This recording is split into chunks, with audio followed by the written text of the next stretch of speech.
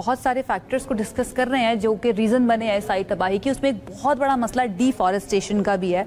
जो कि बहुत लंबे अरसे से चलता आ रहा है। अब वज़ीर आज़म ने इसके ऊपर काफ़ी वार्निंग भी दी है उन तमाम टिम्बर माफिया को जो लॉगिंग भी कर रहे हैं। डेफिनेटली उन्होंने बाकायदा इसको अपना बिजनेस भी बना लिया है। सजाएं होंगी क्या वाकई में इस पर अमल दरामद किया जाएगा या सिर्फ वार्निंग की हद तक ही है ये?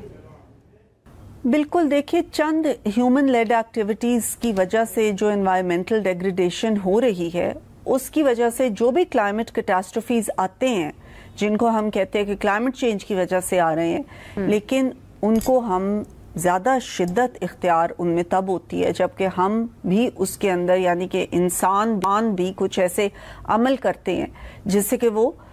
और बुरे हो जाते हैं। और दरख्त काटना जो है, डिफॉरेस्टेशन, उसमें से एक बहुत अहम चीज़ है क्योंकि जो दरख्त होते हैं वो पहाड़ों को अपनी जगह पे मजबूती देते हैं। जिस वक्त दरख्त कट जाते हैं तो जब कोई क्लाउड बर्स्ट होगा या कोई फ्लड आएगा या कोई ग्लेशियर मेल्ट होगा और वो पानी का रेला आएगा तो वो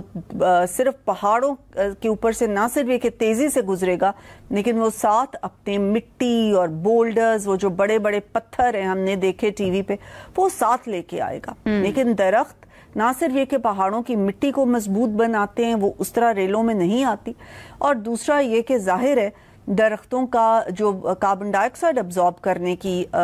है एक वो भी कैपेसिटी जो है उससे बहुत फर्क पड़ जाता है। तो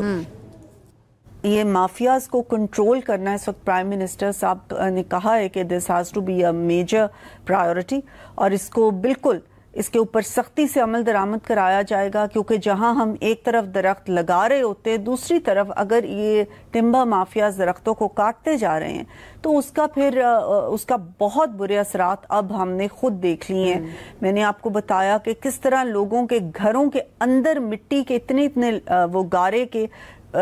इतने हाई थे ढेर के, लोगों के मतलब है अंदर जाना मुश्किल हुआ था, चलना मुश्किल हुआ था। जाहिर ये सारी मिट्टी तभी आती है ना जिस वक्त के वो दरख्त नहीं होते, पहाड़ों की जो स्लोप स्टेबिलिटी जो कहते हैं वो खत्म हो जाती है। ठीक है, लेकिन उससे मुझे लगता है कि एक्नॉलेजमेंट या ये कह देना कि इस वक्त ये हो रहा है, बड़ा नुकसान हो गया, ये काफी नहीं है क्योंकि ये रिकमेंडेड है इंटरनेशनली कि किसी भी मुल्क का 20 to 25% लैंड मास जो है उसके ऊपर दरख्त होने चाहिए या फिर फॉरेस्ट होने चाहिए, ग्रीनरी होनी चाहिए। पाकिस्तान के अंदर 5% से भी कम रह चुका है, जिसके अंदर 2% नेचुरल है और बाकी 3 से 4% जो है ना वो मैन मेड हम कह सकते हैं जिनमें गार्डन वगैरह शामिल है। खैर